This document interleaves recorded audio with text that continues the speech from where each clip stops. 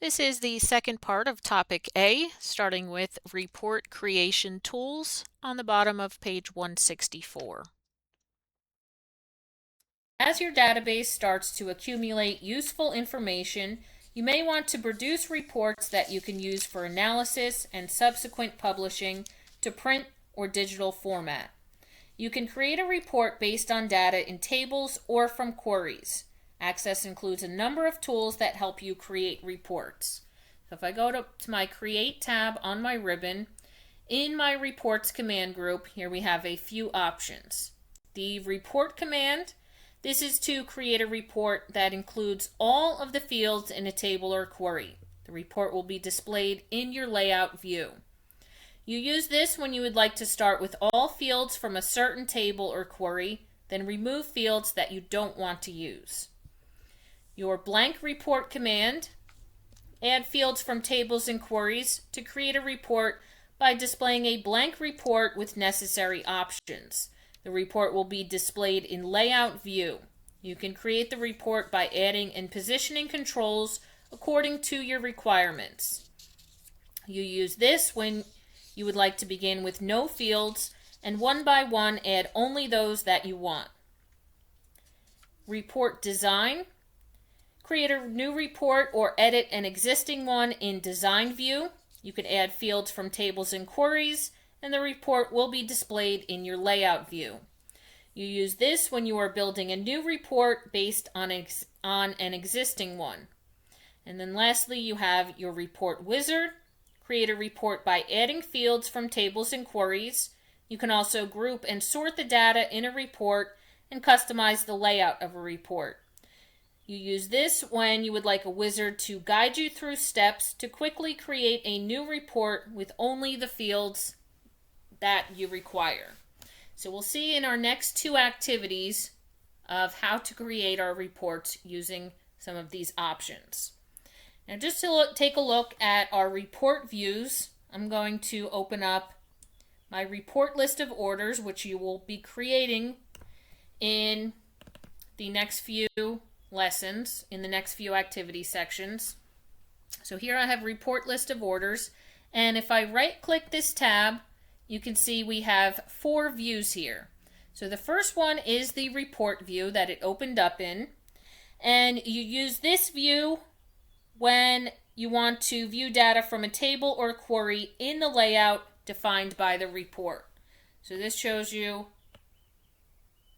the exact setup of what it will look like. Then if I right click my tab and switch to print preview, use this view to examine how a report will appear when printed.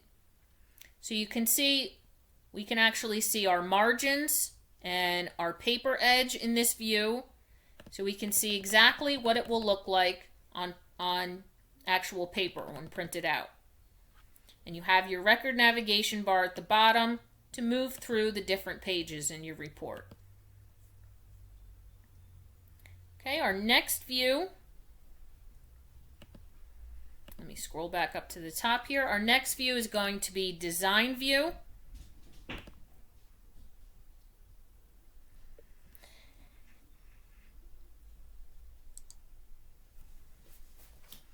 And you use this view to examine and change the structure of a report, including adding, removing, or modifying controls to define how the report will appear.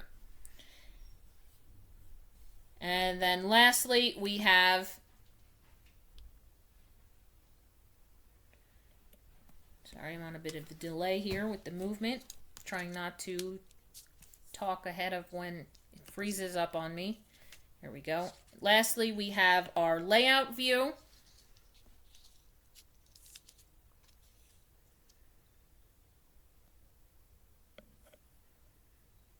And you use this to create or modify a report layout. This view presents data similar to your report view, but it enables you to change the report design similar to your design view. This view is optimized for making changes to the report's layout, such as resizing and rearranging your report elements. So you can actually resize all of the different headings from here, which are called your controls in this layout. So you can see order quantity is a little cut off here. So I can actually expand that. And you can see once I expand one field heading for a record, it will change in all the other records as I scroll down. Okay, so same for order cost. You can see, and hour unit cost. You can see all of these headings are being cut off, so I can reposition them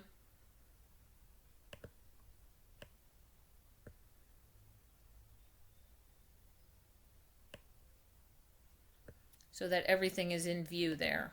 Nothing is getting cut off. I can read everything precisely. All right, so you can use your layout view for that.